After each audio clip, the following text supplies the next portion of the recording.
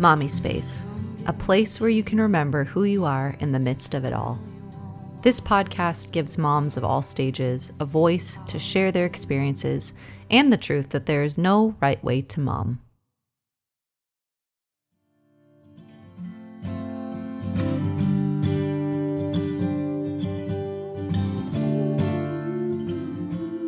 Welcome back to Mommispace. This is Bree, and today I am here with Allee Rieger. Allee, welcome to the show. Hi. Yay. Okay, so Allee and I go way back to the middle school years. We've had many interesting and hilarious hangouts together. And recently I was going through my old stuff and found some old notes we passed to each other in class. Which I then passed on to Allee, and it was very fun to reminisce. We had some crazy pictures together of our emo days with the, layered haircuts and 1,000 bracelets on our arms, and it was just glorious to look back. Good times. Yes, but yeah, I'm excited to talk to you today. You have kind of an interesting story in that you are not living in the U.S. currently, and I will let you share about that. But yeah, before we kind of dive in, would you just go ahead, tell us about yourself and your family, where you're located, and yeah, go for it. Yeah, so I am located in Germany. We're in a really tiny little village in Bavaria. Population is about 500. Oh my gosh. So when I say tiny, I mean tiny. It's a rural area, lots of farmland around us, really beautiful. And it's me and my husband Martin, and our daughter Jessie, and our dog Remington. Yay! And we're currently living with my in-laws because we're actually building a house. We're almost done, hoping to finally move in this year and have our own space. And yeah, that's pretty much where we are right now. Awesome. Okay, so will you kind of just share first, like, how you and your husband met? Because, yeah, that's just a cool story. Yeah, it actually starts in the 70s. Whoa! Long before either of us were born, because my aunt did a semester or a summer abroad in her high school years and stayed with a family here in Germany and she kept in touch with them afterwards. And then when she married my uncle, my dad's brother, this family, the Ketts that she had stayed with, became family friends. They're like my grandparents' age. And so we grew up with the Ketts. We actually grew up thinking that he was Santa Claus because he had a funny accent and a big belly and a big white beard. So they were Santa Claus and Mrs. Claus. Oh my gosh. And then when I graduated high school, Erwin is his name, invited me and my best friend Alyssa to come stay with him. And we did, and he took us around, and one of the places he brought us was here to Ehingen because it's where he's from originally. And his sister's granddaughter, Jana, is my age, and we just became friends. And then I eventually came and took a year off of school and lived here with Jana. That's right. And that was in 2011, and that's when Martin and I met and started dating. Aww. That's history. So That's if it hadn't so been cool. for my aunt in the 70s Wow. coming here, we never would have met. Oh my gosh, that's so cool. I didn't know that part of the story. That's like such a sweet, like, history link. I love it. Yeah, it's pretty crazy. Okay, so will you kind of share with us, like, the story of your journey into motherhood, especially, like, being out of the States? Like, were you guys planning on getting pregnant? Like, just kind of share as openly as you want about that process. So Jessie's actually my second pregnancy. We were living in Texas at the time, Martin and I, because I did grad school there. And I got pregnant, and that, as all the mothers listening will know, suddenly just fundamentally changed the way we looked at where we were and what we wanted and where we wanted to be when the baby got here. And so we started thinking about where we wanted to be, and we didn't want to go back to California, where I'm from originally, because it just wasn't a good fit for us lifestyle-wise. So that left somewhere in America to be determined, or Martin's hometown here in Germany. And I made a very long, extensive pro and con list, and Germany won. So we started everything in motion really quickly to move because we wanted to be here before I gave birth. My first due date was December 8th. And then right after we moved into a new apartment, which we had only leased for 3 months so that we could move to Germany, I ended up having a miscarriage. And so, I mean, that experience is hard enough in and of Yeah. itself. And Wow. then I faced this like dread because now we had this big move to Germany, Oh, and the whole wow. reason we were going to move had vanished. And Wow. even though I knew in my mind we were still going to have a family and still all of the pros and cons, right? All of the pros Yeah. about living here and having our family here still applied and still remained true. The immediate cause was gone. Wow. And it kind of felt like I just started immediately second guessing. And what if we rushed into this? And what if this isn't right? Wow. And what if we could spend more time now in America? Maybe Martin does find a great job somewhere that Yeah. and I just, but it was too late. We'd already started everything. Wow. So we moved and we got here, and it was really hard at first because I had been planning on coming here and having then a baby to keep me busy. Yeah. And instead, we got here and I had nothing. And so, Wow. I mean, I had friends here from Martin's, friends and having been here before and so on, but they all have jobs. And Right. so they're not Right. available all the time. Well, not all of them. My great friend Lisa, she works once or twice a week. So we spend a lot of time together, but still, Hmm. this key piece of the puzzle was gone, Right. and so that was hard. And then, of course, as well, I guess I was going to say, as any mother who's had a miscarriage will know, but that's not Right. necessarily the case. Probably for everyone, it's different. But for me, I Hmm. wanted to get pregnant again right away. Hmm. Maybe for some, they'd rather wait and maybe Sure. mourn a little longer or whatever. But for me, I wanted to get pregnant right away. And I had a really hard time because it didn't happen, right? The body needs Yeah. time. And of course, the more stress I put on myself, probably the worse it got. Hmm. Um, and then and this is super Catholic of me, but I'm Catholic, so I was going to say it. I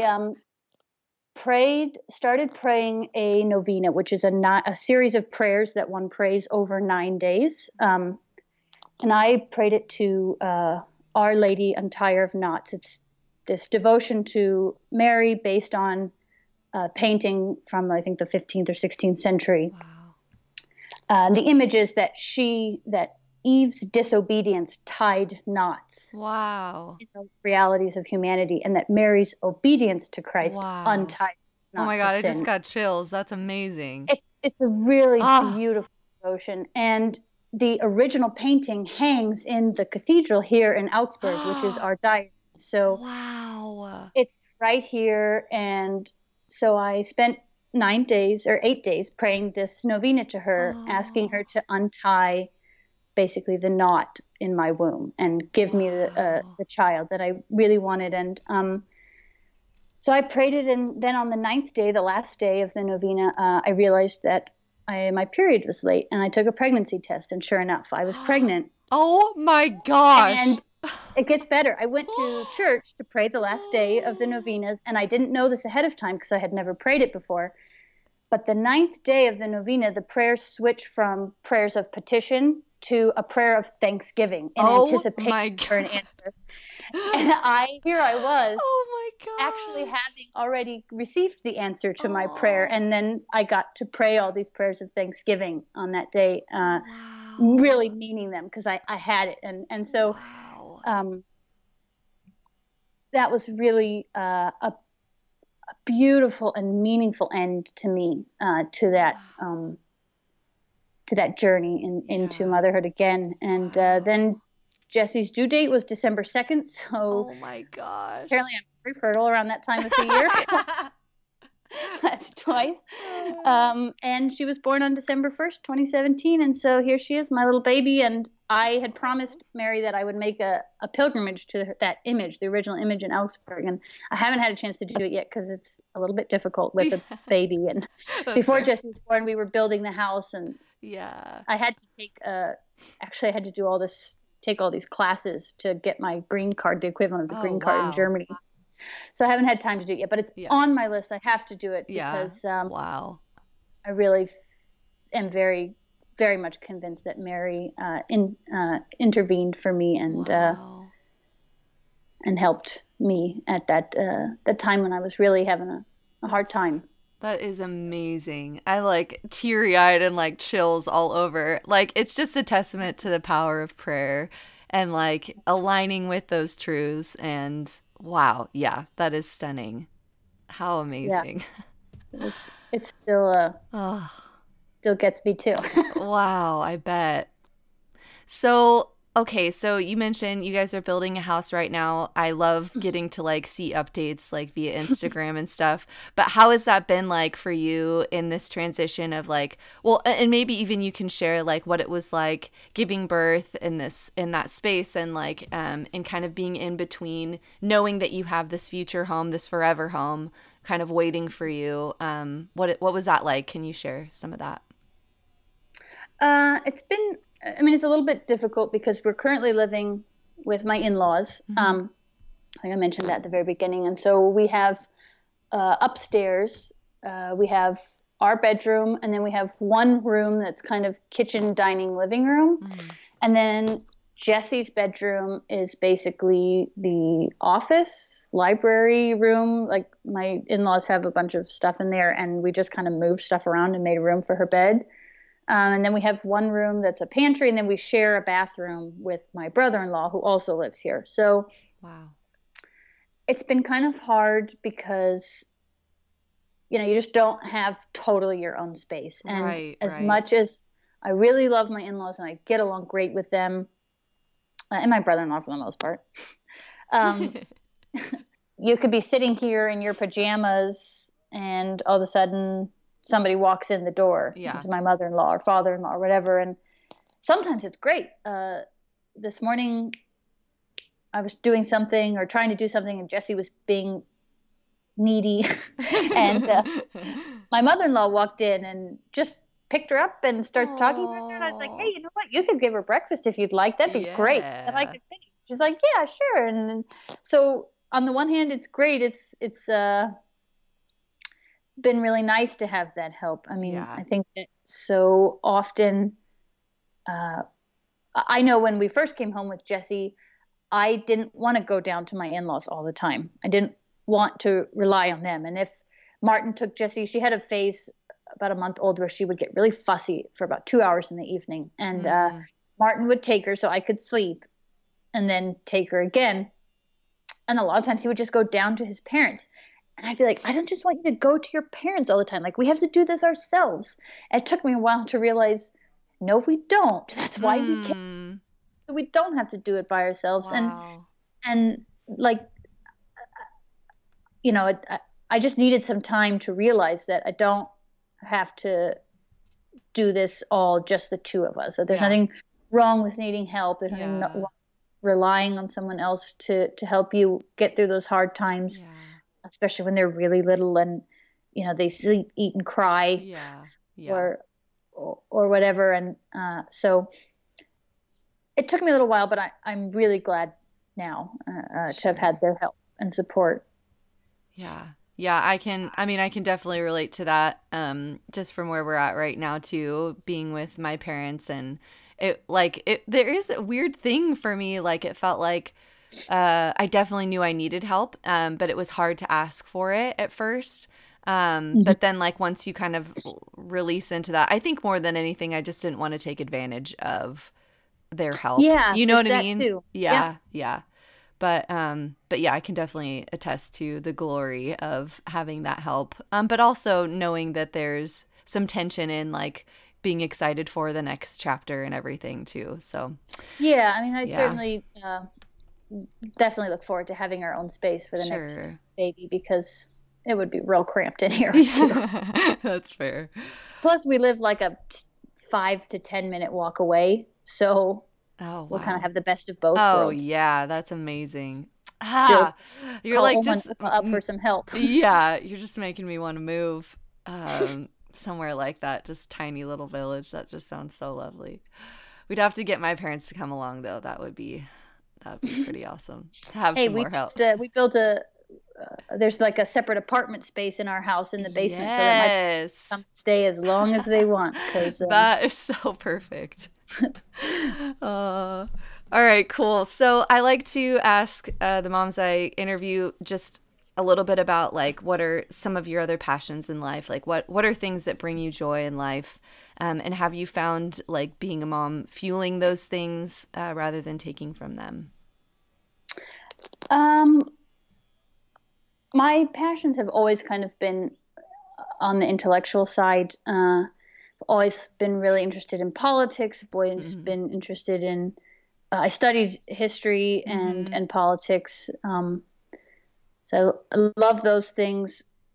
Kind of casually like to read philosophy and theology, kind of those That's sorts of awesome. things. Um, so definitely, I would say that having a baby has made engaging in those things more difficult because Mm. by the time I do have free time, a lot of times, sitting down and reading something by, I don't know, Pope Benedict XVI is a totally different intellectual level than sitting down and reading Jane Austen. And so Yeah. sometimes at the end of the day, Yeah. I'm not really mentally capable of reading something intellectual anymore. Mm. And so I've just had to be more intentional about reading it during her nap time and for a half hour, an hour, and just Yeah. refusing to feel guilty about it. Or Yeah. I'm a morning person. I will be in bed by 9 o'clock tonight, Yes. and that's a normal night. But then I get up around 5:30, so Mm. I just try to get up earlier. And when I'm fresh and before Jesse's awake, Yeah. take some time in the morning to do. I don't really read that kind of stuff in the morning. I really do it more in the evenings, Sure. days when I'm not too tired, or like I said, really being intentional about using her nap time Yeah. and Yeah. Have you found like any of your I don't know, even thoughts or opinions on political views shift since becoming a mother? yeah, probably a little bit. Probably I so I converted to Catholicism and became pregnant shortly thereafter, and so I think those two things both Mm. uh, Hmm. um, played into each other. But certainly, it just makes it a little bit difficult for me to know which had more of an effect or where one stopped Yeah. and the other started. But I Sure. certainly think that yeah, it makes you look at the future differently. Hmm. It's the reason I think that we're in trouble over here in Europe because basically every leader of every European country has no children. None of them have children. Wow. The Wow. Dutch president, our German Chancellor Merkel, the French president, the Italian prime minister, Wow. the British prime minister, none of them have any children. And having children, I think, just changes the way that you think Yeah. about the future because now you have this unique part of yourself that's going to continue on into Yeah. existence even after you have stopped. Yeah. And so that makes you more concerned with things that will take place after you've died than No kidding. Yeah. you're capable of caring. Not that people who don't have kids can't care about the future, Sure. Yeah. but I just think that there's something you're more invested in it when there's a Yeah. part of you that will still be here. Yeah. Wow. That's a really good point. Wow. I'm sure we could go on that for a while. Yeah, I'm trying really hard not to go down the politics Well, road because and I'll it's start like so to be the interesting. longest podcast Yeah. ever. I love hearing you talk about it because they're so, I mean, even you were even that way in middle school. I remember you just being I so know. passionate about those things. And it was so inspiring to me because my mind doesn't work quite the same. So getting to hear, your passion in it and everything is kind of fun. So, You're phrasing it so generously. It was more like well, nerding out, being super annoying. you were So not. You were not. Maybe to somebody else, but to me it was fascinating because I didn't have as much knowledge. that's good. That's uh, anyways, okay. So, what are some things that you do to like stay inspired in the day to day, as well as like managing your heart, just to take care of yourself in the midst of motherhood? uh, well, one thing that I have really worked really hard to do to set aside the time for is praying specifically what's called the Liturgy of the Hours. It's a set of prayers in Catholicism that take place at certain times of the day. It came out of the monastic lifestyle, and now it's kind of been adopted by the whole church. All priests and religious people are required to pray them, and the laity are encouraged, but we're not required to. And there's 7 hours to the day, but obviously who's got time to do that? Realistic. So I always pray morning prayer and night prayer, and I try really hard to pray evening prayer. And they take about, morning and evening prayer take about 15 minutes, depending on how focused I'm being. And night prayer takes about 7, not quite 10, but more than 5. And I just find that it's a great way for me to kind of to start my day in the mornings, and then in the evenings to kind of regroup for the last sprint to the finish line. And then in the evening, and then I pray night prayer then right before I go to bed, to just kind of, take a last deep breath. The day is over, and before going to bed, and think about and reflect on my day, and all the while do so in a way that unites my prayer with those of all other Catholics who pray that, right? I mean, that means that all thousands, millions of Catholics around the world are praying the same prayers. That's so cool. In the mornings, in the evenings, and at night. They're based heavily on the Psalms, and then they have scripture readings and various other things. So, even if like tonight when I prayed evening prayer, I didn't really get to sit and focus really hard, right? I didn't always get to really pray deeply, maybe. But I always feel like even if I'm just kind of reading the words on the pages, it's still sacred scripture, and it's still time spent thinking on the things of God instead of thinking on what I didn't get done today, or what I forgot, or what I didn't do, or what I have to do tomorrow, or Jesse this or Martin that, or whatever. It's still this time set apart to help me breathe and pause and refocus. And so that's kind of been the biggest thing for me, to take care of my heart and my soul, and not just meet my physical needs, or even just my intellectual needs, which I have a tendency to do.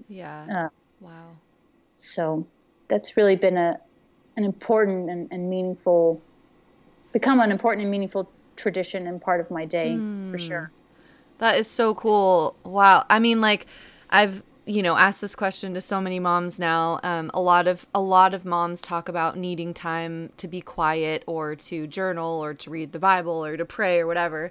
And I think there's such a powerful thing that happens when we choose to dedicate some of our time to a meditation of sorts. And that just sounds so amazing. I would actually love to see those prayers, and just to, I don't know if you're willing to share those. I'm sure I could. Yeah, they're public. Okay, yeah, that's why I figured I could probably Google. Maybe I'll do that then.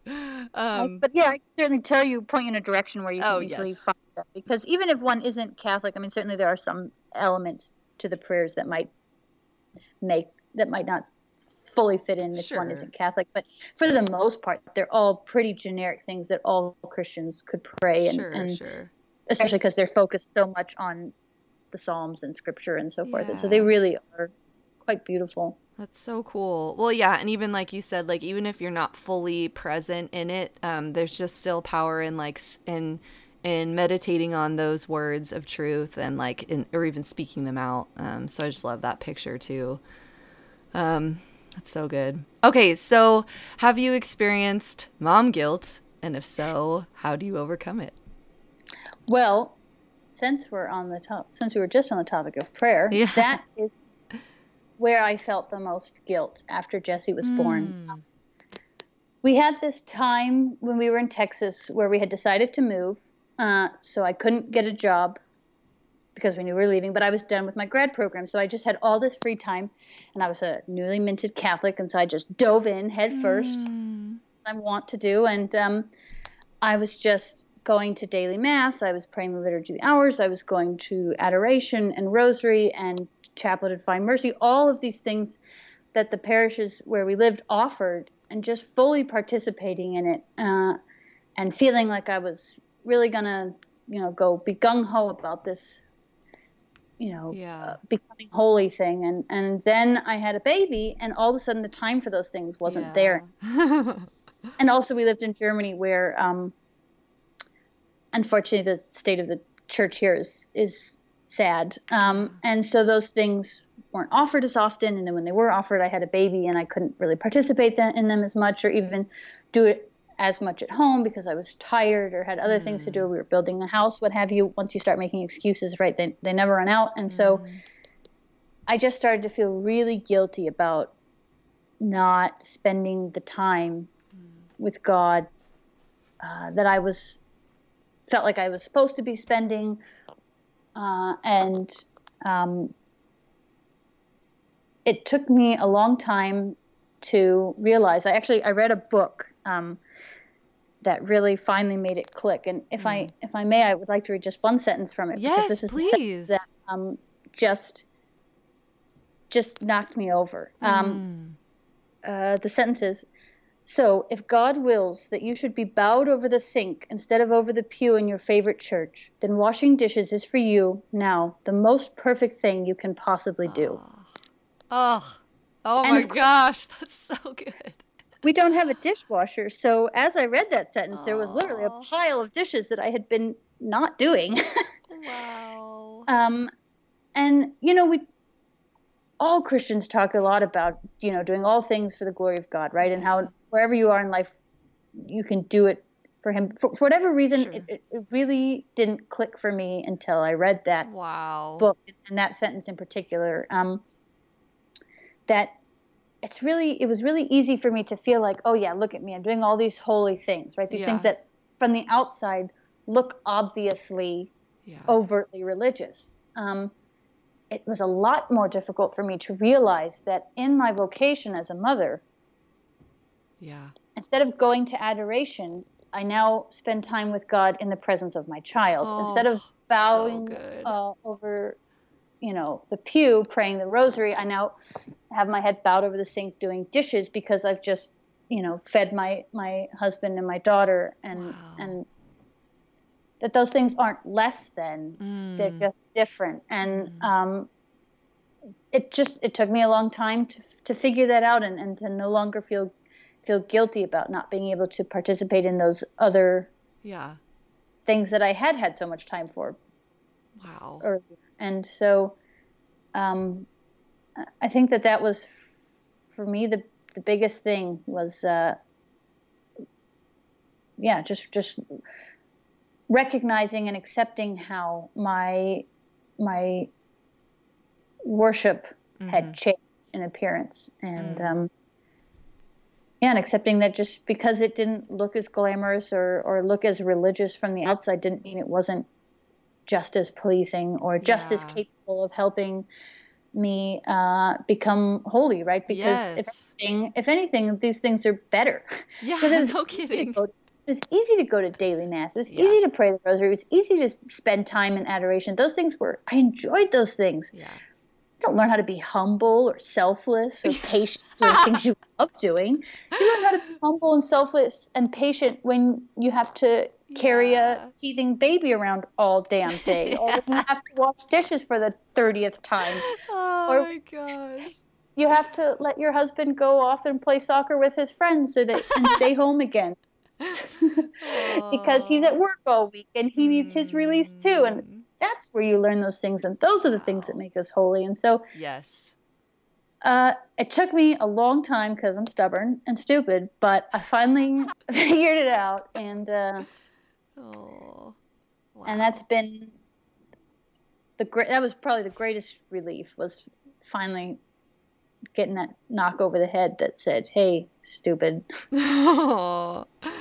Oh man, that is so rich. Like, I just want to post that sentence all over my room, and mirrors, but it's so true. Like, there is a holiness in each season, and yeah, the places that we would think wouldn't bring glory to God or renewal to our own minds are often the places that are the most filled with, you know, those kinds of treasures. But they're not always exciting to like seek out or, you know. But I just Yeah. think that is so powerful. And what a you know, powerful way to you know, overcome any guilt or shame if we might be feeling it too, just to remember that. That's huge. Yeah. I think it's very easy for us to get defeated and bogged down in all that day-to-day stuff, right? You can only do Yeah. dishes or vacuum or clean up so often before you start to feel like it's all pointless Yeah. because it Yeah. just keeps coming back. And so when I remember that that's precisely the point, is that I just keep doing it anyways, Yes. and that's Yes. how I grow, Wow. it makes it a lot easier. You know, I've always been like inspired to like I mean, I haven't done a ton of research or read a ton, but just learning about, you know, different saints or even like monks that Hmm. talked about the power of even the monotony of things, Hmm. just doing things daily that maybe feel, you know, like, yeah, again, like they don't matter, you know, scrubbing floors, whatever it is, and then Yeah. finding so much like release and connection with God in those places is yeah, just really has been a powerful thing for me in the Yeah. past too. But There's yeah. there's a Saint Therese of Lisieux. I'm sure I'm butchering that. It's French, and she died at like, guy, 18 or early 20s, something like Wow. that, super young. She was a Carmelite nun. She was allowed to enter the Wow. monastery at like 16 or something because she was just so bent on it. Wow. And her writings have been preserved, and she's called the Little Flower. And Oh, wow. she talked all the time in her journals and her letters about her little way and how she was just this little nobody who couldn't do anything. She was like, I think she was sickly even as a child, and Mm. she couldn't do anything, but she could do those little things that she was capable of doing with great love. And that was enough for Mm. Christ. That was enough for Jesus. And all he wanted was for her to do those little things with great love. And she Mm. called this her little way. It's my little way of doing things. And um, Wow. I think that's a really powerful message. Is Oh, sometimes it's so easy yeah. to get caught up in all the grand people doing grand things. And Yes. she was even declared a doctor of the church, which means Wow. that like her writing is not just inspirational, it's theologically Wow. rich, right? That's what it means to be a doctor of the church. Your writings are theologically rich and beneficial. And so I Wow. think that that's a powerful message there, that this little girl who didn't do anything really special except just live her day-to-day life in little Mm. ways with great love for God, and Mm. that's enough. And Mm. trying to remember that when those little things start to weigh down on us. Yeah. Wow. Oh my gosh, that is so crazy. Speaking of legacy, yeah, what does that word kind of bring to mind? I mean, even the things we've been chatting about definitely play into legacy, I'm sure. But are there specific things that you think about when you think about the legacy you want to leave for your children? Oh man, probably not anything particularly unique or special. I mean, certainly as someone of faith, leaving, passing our faith on to them Sure. is extremely important to me, in a way that is meaningful and intelligent Yeah. and alive. Mm. Unfortunately, so much of Christian faith here in Germany is none of those things. Yeah. Wow. It's just dead tradition passed on for the sake of being passed on. And so I Wow. think probably the whole passing on of the faith thing as my legacy would not have been so important to me if we had stayed in the United States, where faith is a bigger part of people's lives, Yeah. and where my own family and friends, particularly, faith is a bigger part of their lives. But Sure. specifically being here where it's really not, Yeah. um, has really driven home to me how important that is, That's so well, I to was just leave gonna that say, to them. yeah, in some ways, like if you're in a place that is more stagnant, sometimes that reality becomes even more like it gives you more hunger, it feels like. Because I mean, Yeah, I here in can't the take it States, for granted. I can't take anything for granted. yeah. I can't even assume, this is really heartbreaking. I can't, so they actually have religion classes in public schools here in Germany. Yeah. They'll be divided up by Catholic and Protestant. Poor Protestants all get lumped together. There's actually a lot of differences there, but um, still, I can't trust that my children will come Yeah. home from religion classes, maybe even taught by a priest, and not have learned heresy. Like, I might actually Wow. have to Yeah. correct what they learned from a priest in religious class at school. That's kind of how bad it is here. And so that's really just, yeah, like you said, it just kind of makes this Yeah.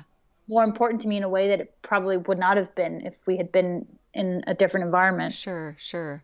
Well, I mean, even like thinking about, I'm sorry, I'm totally like hijacking you at this. Go for it. I just, because even though it may be more accepted or more, it may seem more prevalent here in the States, I think there is a numbness that has come with faith in a lot of ways. And it's kind of like you know, a lot of times there's just an assumption that, oh, you're like an American, you're probably a Christian, or, you know, that kind of thing. I don't The know. WASP thing, you're probably a white Anglo-Saxon Right. Protestant, right? Yeah, totally. So, No, but I agree. think there's like a beauty in, because I mean, it's different, right? Like the hunger points as far as like driving us to that same conclusion of like wanting it to be alive, the faith that we pass down to be alive. But I think it's so important to point out and recognize. So anyways, continue with your legacy. I was just really the faith thing, and then I guess, you know, maybe it's a pride thing, an ego thing. I just want to be remembered as a good mom. You know, like you think about your own mom, I think about my mom, and like we have great moms, and like I just want my kids to sit around later when they're older and just be like, my mom was great. Like I want them to remember, you know, how I want them to see that how important they were to me, how they were the center of my lives, and not in a derogatory way, like oh, she, you know, she just her whole life revolves around her kids, but in a positive way, in a good way, and to see that and to recognize it and appreciate it, I guess that maybe sounds egotistic. No, that's so like, cool. I love just want them that. to appreciate me. I don't really like that. I just mean that I hope that I can be the kind of patient and loving and forgiving and understanding mother that leaves a good legacy and a good memory with them. That's so cool. That makes sense. Yes, absolutely. That sounds actually, it sounds quite humble to me, really, because it's like, in order to be that person, there's a lot of work you have to do, you know, on your own self. So, high five to you. That's a beautiful legacy. Okay, cool. Well, to wrap things up, I have a couple fun questions I'd like to ask you. The first would be, is there a favorite product for yourself or for Jessie that you have loved in this season? Oh my gosh. Okay. This is one I've been waiting for. I know. You know, we actually talked about this before. It's so good. I am basically a walking advertisement for a sleep program called Little Ones. Their website is like littleones.co. It's not .com. It's very tricky. It's like .co for some reason. And I don't function well without sleep. I'm not a good person when I don't sleep. So I knew even before Jessie got here that like it wasn't gonna work. Like I wasn't gonna be able to function as one of those moms who was like, yeah, she never sleeps, but that's just what having a baby's like. So we just never sleep. And this is not a criticism of moms whose children can't sleep or don't sleep well or who have tried everything. I tried everything too. Like, this is not a criticism. I couldn't do it either. That's why I had to purchase help, right? I had to buy help from an expert. I'm not judging. Yeah. I just knew, you know, more power to the moms who do that, who can get through that and still be good moms. Yes. Because they're better people than I am. I could not have done it. So we did okay for a while, and then things changed, and it got bad, and I was so stressed. She always slept fairly well through the night, but our days were out of control. I never knew when she was going to take a nap. I never knew if it was going to be a good nap or a bad nap. I never knew when she was going to get up in the morning, so I never knew what time the naps were going to be. It was just, we were all over the place. And I was so stressed because I couldn't do anything. I couldn't plan anything. I was obsessed with being home all the time so that if she got tired, I could put her in bed, because I didn't want her sleeping in the car seat or in the stroller all the time, because I didn't want her to develop an association with that, because Yeah. I'm not about to like go driving in the middle of the night Yes. to get her to sleep. And so I never went out. I didn't hardly ever go out. Couldn't plan anything. And it was just too much, and I couldn't handle it. So in the middle of the night, one night, because Google was watching me, Yep, and, yep. and knew that I was struggling, and so just very kindly did this sleep program with an advertisement, and it just is like God Himself designed the sleep program. I can't say enough good things about it. It helps you. It always for each like age group, they'll offer like a schedule for how your day should look. And of course, it's like, this is a perfect day. Obviously, there are going to be very few of these days, but it just helps you have an understanding of when and how long Jessie needed to nap for her age. Wow. When she should be going to bed, approximately how many night feeds were normal. And then, if she's having more than that, it's probably an association and not actually hunger. And here's how you can try and help it. And then if she wakes up from a nap early or from in the morning early, here's what you can do to get yourselves back on schedule and get your day back on track. And we had already kind of done some cried out training, which I know is controversial, but we did it. And we did too. Yeah.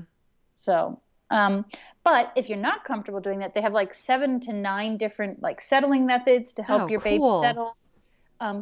Because their thinking is the logic behind it is that babies don't really need to do a whole lot of cry it out training if all the timing of the naps and the bedtime is right. Then they'll just be tired and fall asleep. Right. If not under tired. And so, anyways, it empowered me because I had done all sorts of other research, but as soon as she woke up from a nap early, our day was shot to hell, and I didn't know what to do. I didn't know how to fix it. The schedule was messed up. And this program, they'd be like, your afternoon nap should be 2 hours. If your baby wakes up between this time and this time, try this. If they wake up between this time and this time, do this. If they wake up between this time and this time, do this, to get you back on track. That's so I cool. always felt like I felt empowered to handle it when things didn't go perfectly. I felt like I had all the information to know what she needs, how to help her get what she needs, and where and when we could make compromises, staying awake a little later, going to bed a little later, earlier, whatever, sleeping in the stroller as opposed to bed, all of that kind of stuff. It just answered everything. Wow. And it really brought peace and stability and predictability to our days. And I can't recommend it enough. And they even have a money back guarantee if you buy it and try it. And after a certain amount of time, it hasn't done anything, you can get your money back. So you really got nothing to lose. There you go. Wow, that's amazing. And I remember you telling me about that when you're visiting last. And because I'm so annoying. What? I tell everybody about it. I'm so oh annoying. My gosh. Well, that's what you do when you have found something that you love and works for you, and you want other people to have the same like joy and relief. So I appreciate it. And we used a couple different things, like just, I was just studying, like reading things like when Bobby was first born, but child number 2, I might have to pull that one out. That sounds amazing. Dude, when I bought it, you can buy specific age groups, or you can just buy the whole packet from birth to 3 years. Oh, rad. I bought the whole thing because I figured if it works, I want it for all of my children. There you go. And if it doesn't work, I'm just going to get my money back. And yes, I'm all about it. All right, cool. Well, I will add the links for that so people can check it out. I'm sure there will be moms interested in that. Yeah, that's so cool. Okay, cool. And then do you have a favorite holiday family tradition? Honestly, I just love everything about Christmas. Yeah. Christmas in our house was so magical. My mom has like 6 Christmas trees. Oh my gosh, yes. My family doesn't do Christmas anyway, but totally extravagant. And I just loved that growing up, and I hope to give my kids that magic. And living here in Germany too, we're gonna have Thanksgiving dinner every year. Yes. It's gonna be a thing. nobody else, it was like just a random Thursday in November, Yeah. and all our other friends are going to be like doing other things, but we are going to have Thanksgiving dinner, Yay. and That's awesome. they're going to get to experience that. Yay. That's so cool. Okay, and then a piece of advice you'd give to a new mom. Oh boy. Guy, I'm sorry to come back to this, but I'm just going to say it. Sleep. Yeah. Sleep is not a luxury. It's Yeah. not a luxury. And it doesn't, I am really convinced that there's no such thing as babies who sleep well and babies who sleep bad. Yeah. All babies can sleep good. And it's just like a jigsaw puzzle with all the print ripped off. And so you can try and figure it out yourself, or you can get help, and you can sleep well and your baby can sleep well. And I was embarrassed when I first bought the program. I was embarrassed to admit it, that I couldn't get it. But honestly, it's like I said, it's like a jigsaw puzzle with all the picture missing. Like, who the heck is supposed to be able to figure that out on their own? Like, moms who've done it without any help, Yeah. you're superhumans, because we couldn't do it. And I just think it's important. I've read a few things where people say, like, yeah, we never sleep. She's awake all the time, but that's just what having a baby is like. And I just want to scream, no. Yeah.